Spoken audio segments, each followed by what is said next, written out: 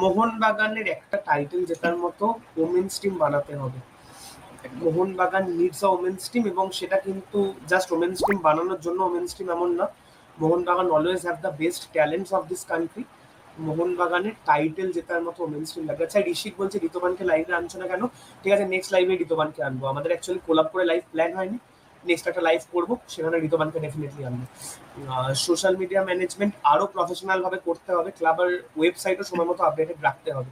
এই পার্টটা কিন্তু শুধুমাত্র মোহনবাগান এসির জন্য প্রযোজ্য না, এটা মোহনবাগান এসজি ম্যানেজমেন্টকেও রিকোয়েস্ট থাকবে, যেহেতু দুটো জিনিস সেপারেটলি ম্যানেজড হয়। রিকোয়েস্ট করবো দুটো দিক থেকে বিষয়টার খেয়াল রাখা হোক, সোশ্যাল মিডিয়া ম্যানেজমেন্টটা প্রফেশনালি করা হোক, এবং ক্লাবের ওয়েবসাইট দরকার। আমাদের মোহনবাগান অ্যাথলেটিক ক্লাবের ওয়েবসাইট আছে, যেটা রেগুলারলি আপডেটেড হয় না, আর মোহনবাগান সুপার জায়ান্ট ফুটবল ক্লাবের কোনো ওয়েবসাইটই নেই এখনো অব্দি। একটি অত্যাধুনিক ট্রফি ক্যাবিনেট বানাতে হবে ইউরোপিয়ান ক্লাবেদের ধাঁচে। এর সাথে একটি ইন্টারকানেক্টেড পয়েন্ট আছে, যেটা এখানে লেখা নেই। ক্লাবের জেতা ট্রফি ক্লাবে থাকার আশু প্রয়োজনীয়তা আছে, যেটা মোহনবাগানে হচ্ছে না। এটা আরপিএসজি গ্রুপেরও ফল্ট, এটা মোহনবাগান অ্যাথলেটিক ক্লাবেরও fault. They should be doing that. এটা কিন্তু কোনো মানে লাইভে বসে দাবি করা খুব লজ্জার জিনিস। একজন ফ্যান হিসেবে এটা দাবি করতে হবে ফ্যানেদেরকে, সেটা খুব লজ্জার জিনিস। আশা করবো যারা পাওয়ারে আসবেন তারা এই ব্যাপারটা মেকশিওর করবেন। আর একটা পয়েন্ট যেটা খুব বোকা বোকা লাগতে পারে দেখে, যে সিজন শেষে সমর্থকরা ট্রফি প্যারেড চান, আরপিএসজি ম্যানেজমেন্টের সাথে কথা বলে তা নিশ্চিত করতে হবে। এটাও যে একটা আমাদের এরকম দাবি দেওয়ার লিস্টে মেনশন করতে হচ্ছে, এটা খুবই লজ্জার জিনিস মোহনবাগান এসজি ম্যানেজমেন্টের কাছেও এবং মোহনবাগান এসি ম্যানেজমেন্টের কাছেও। এগুলো ফ্যানেদের দাবি তোলার জিনিস না, এগুলো ক্লাবের এনশিওর করার জিনিস। মোহনবাগান গ্যালারির সংস্কার করতে হবে। যে আমাদের বাকেট গ্যালারি নিয়ে তো গর্ব, ময়দানের প্রথম বাকেট গ্যালারি, সেই গ্যালারি কিন্তু ভগ্নপ্রায় এখন।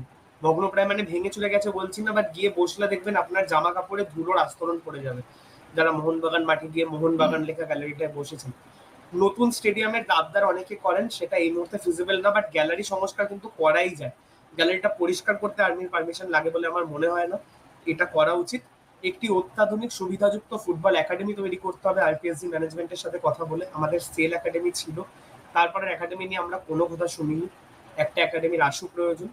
ক্লাবে নতুন মেম্বার হওয়ার পদ্ধতির ব্যাপারে স্বচ্ছতা রাখতে হবে, এটা কিন্তু নিড অফ দা আওয়ার। আমি, ঋদ্ধদা, সায়নদা, আমরা হোক প্রতিবাদের সাথে যুক্ত ছিলাম এককালে, সেই সময় থেকে এই দাবি রয়েছে, এখনো অব্দি এটার কোনো সুরাহা হয়নি। ভবিষ্যতে এই দাবিটা আমাদের থাকবে।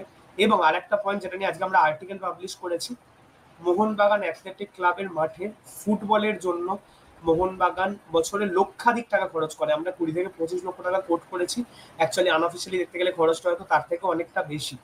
বাট সেই টাকায় খরচ করার পরেও ফেব্রুয়ারি মাসে হঠাৎ করে হকি টুর্নামেন্টগুলো চালু হয়ে যায়, এবং মোহনবাগানের থেকে ফুটবল মাঠটা কেটে নেওয়া হয়। সেখানে হকির সেকেন্ড ডিভিশনের ম্যাচ হয়, যেখানে মোহনবাগান বছরের পর বছর যথেষ্ট টাকা স্পেন্ড করে।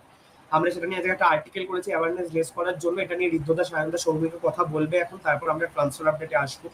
তো রিকোয়েস্ট করবো এই দাবিগুলো যেন এনশিওর করা হয়। আজকে এই সময় একটা আর্টিকেল করছিলাম পার্থবাবুর, উনি অঞ্জন মিত্রকে কোট করেছিলেন, প্রয়াত অঞ্জন মিত্র। উনি বলেছিলেন মোহনবাগানের মাঠে শুধু ফুটবল খেলা হবে। সেটা কিন্তু যে ম্যানেজমেন্ট ভবিষ্যতে পাওয়ারে আসবে, যে রেজিমে পাওয়ারে আসবে, তাদেরও মেকশিওর করা উচিত। ঋদ্ধদা, তোমার কাছে আসবো।